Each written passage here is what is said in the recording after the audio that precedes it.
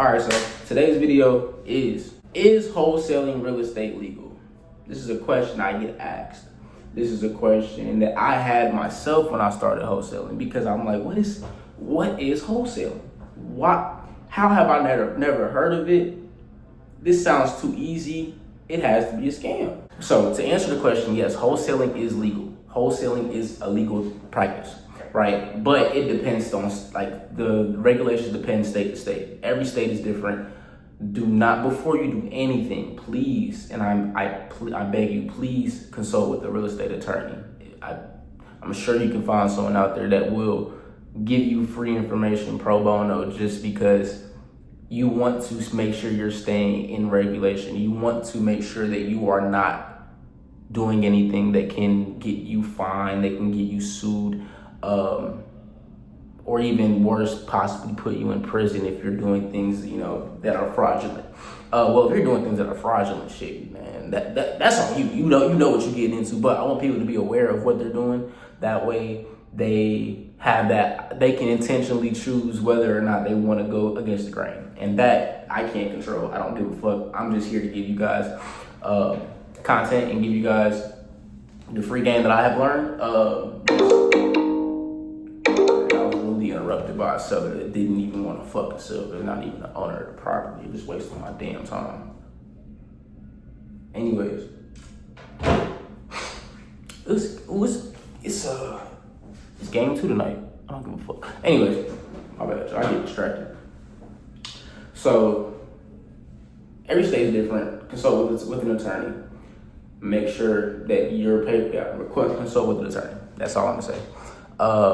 So there are some regulations, like I know for California, for instance, you're not allowed to market a property without being a realtor. So essentially, I wouldn't be able to lock up a deal and then go out and put it on Facebook, or go out and email blast a whole bunch of people. Now, I'm not going I don't know what that means when it comes to sending deals to friends. I don't know, because I don't know. I don't want to get too much into it. I don't need people looking at me crazy. All I'm gonna say is, if you buy a deal from a friend and sell it to another friend, I don't think that people are tripping like that. And if you're building rapport with your sellers, they should be your friends, and your buyers should also probably be your friends. So I'm just gonna leave that there. Some states do require you to have a real estate license to wholesale. So that is a caveat. You might have to be licensed. You might have a few more regulations you need to follow. Some states, just if you are a licensed realtor, you have to. I'm pretty sure maybe I don't know. I'm not a realtor. We're not even gonna get into that because I don't give a fuck. That's not my side of real estate. I don't know. I don't care. So yeah, I know for a fact that Illinois, I think you have to have a license if you wholesale more than one property a year. Which, I mean, hey, if you had a good wholesale play in Illinois, you just get your one and call it a day. I know Oklahoma has been doing a lot of. Illinois have been doing a lot of regulations. Illinois, I think, is one of the Illinois and Oklahoma, but I actually know a guy that does a lot of deals in Oklahoma, so I don't really think that's true. Illinois is a place that I don't see too many wholesale deals or wholesalers. But also, I think wholesaling in Chicago is really hard, from what I've understood. I don't know. I haven't tried it. I think Pennsylvania has some weird licensing stuff. But I want to say those right now are pretty much the only states that have. I mean, there's a bunch of states. Damn near every state has passed something, or not some passed, but they have been trying to regulate wholesaling, and they've been trying to get bills passed to make it less, I guess, easy for the average person to wholesale. Which, in a way, I feel I understand both sides of it. Like, I understand from a safety consumer standpoint, or not a consumer, but a safety standpoint, from like dealing, with people. We're dealing with people who have owned homes, and some people, wholesalers do take advantage of these sellers. But I don't understand how a wholesaler doing what they do and a cash buyer being able to do what they do is any different. Because if you're telling me that the only difference between a wholesaler and a cash buyer is that the wholesaler may sell this property or this contract to another investor, which at the end of the day is still being bought by an investor, someone that is going to buy the property to put money in and get value out of it. I don't really see the difference. I mean, obviously, if things aren't being done ethically, I think that's a problem regardless.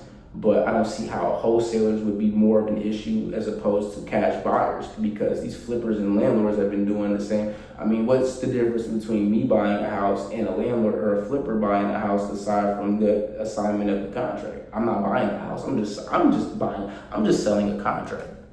So like, that's my argument with it. I think that there should be more regulation on maybe even the cash buyer side, because those who are actually getting properties deeded to them are doing more, they have more ability to do fraudulent activity than just someone who strictly wholesales, because all we're doing is assigning contracts. At the end of the day, when you look at the settlement statement, it doesn't even say our LLC for real. Like, we just got the assignment fee. It's the seller and it's the buyer, and those are the people with the agreements in between. So I can definitely understand in a situation where, let's say, you wholesale a deal and the buyer that you're working with does something unethical after they purchase the property, and then that falls back on you. That would make sense. I do think that there should be some repercussion on the wholesaler in that regard. But at the same time, we don't know. I mean, not even just as a wholesaler, as humans, we don't know what people's character is. So I can't be like, oh, this person is a bad person, or oh, this person is going to do some sneaky shit. You don't know until it happens. So I do feel like we should be putting more regulation on the transfer of properties and cash, and people who are buying properties for cash and people that are buying properties as investments, more so than we should just be focusing on wholesalers and saying, oh, all wholesalers are bad. Because I ain't gonna lie, if it wasn't for us, a lot of people would not have a home, a lot of people would be in foreclosure, a lot of people would be broke, a lot of people would be homeless, some people probably be dead. So we are a very necessary for the marketplace. But that's essentially the video. Long story short, wholesaling is legal in the United States. Every state has their own laws based on what you can do, how you can do it. Please consult with a real estate attorney. I don't think that they'll charge you. They might charge you. If they do charge you, I'd rather you pay some money up front, make sure you're clear, make sure you understand how you need to move with the business, then you start wholesaling, and now someone's suing you for 50 grand and you ain't got it. And you know what I'm saying? So yeah, that's the video. I hope y'all enjoy it. Like, comment, subscribe, join the school community group, free game wholesale community. I have the link in the description. What else do I have? Follow me on Instagram, Theo Kennedy, REI. Theo Kennedy, REI, CANADY, THEOCANADYREI. That's also the YouTube, Theo Kennedy, REI. No space. What is? Yeah, Theo. Yeah. Anyways, appreciate y'all. I'm dropping this. I got all this. I got so much for y'all. This is just the beginning. Appreciate y'all, and y'all have a great day.